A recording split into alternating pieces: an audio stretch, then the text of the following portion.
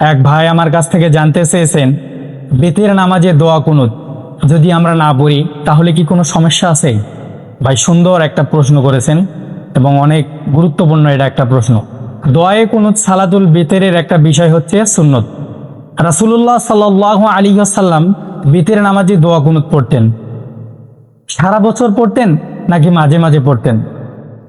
এখন আমাদের জানতে হবে বেতের নামাজ আমাদের কখন, বেতের নামাজে দোয়া কুনুত এটা কখন পড়তে হবে।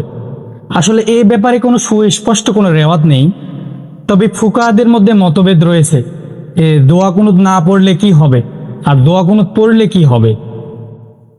এটা হচ্ছে আমাদের অনুভব করতে হবে যে দোয়া কুনুত পড়লে আমাদের কি হবে। আমরা তো সালাত আদায় করি আল্লাহকে খুশি করার জন্য, তাহলে আমি বুঝি না যে দোয়া কুনুতের মধ্যে এত সুন্দর সুন্দর দোয়া আছে আল্লাহর কাছে আমাদের চাওয়ার জন্য।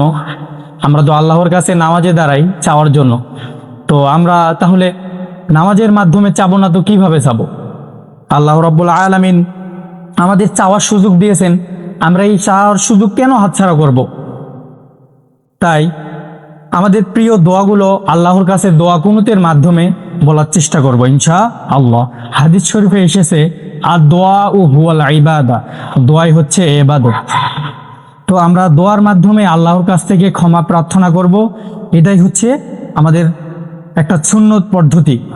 রাসূলুল্লাহ সাল্লাল্লাহু আলাইহি ওয়াসাল্লাম বেতের নামাজ যেভাবে পড়তেন, রাসূলুল্লাহ সাল্লাল্লাহু আলাইহি ওয়াসাল্লাম সূরা ফাতিহা পড়তেন, সূরা ফাতিহা শেষ করার পরে অন্য সূরা মেলাতেন, অন্য সূরা মেলানোর পরে শেষ করার পরে রাসূলুল্লাহ সাল্লাল্লাহু আলাইহি ওয়াসাল্লাম দোয়ায়ে কুনুত পড়তেন। তবে আমাদের দেশের আলেমরা বলেন দোয়া কুনুত সারা বছর পড়তে হবে, দোয়া কুনুত সারা বছরেই পড়াই ওয়াজিব, দোয়া কুনুত আমাদের সারা বছর পড়তে হবে। আমরা একান্তই যদি বাধ্য না হই তাহলে দোয়া কুনুত আমরা পড়তেই থাকব। এটা অত্যন্ত গুরুত্বপূর্ণ আমল এবং নেক আমল। আশা করি বুঝতে পেরেছেন। ভালো থাকবেন, সুস্থ থাকবেন। আল্লাহ হাফেজ।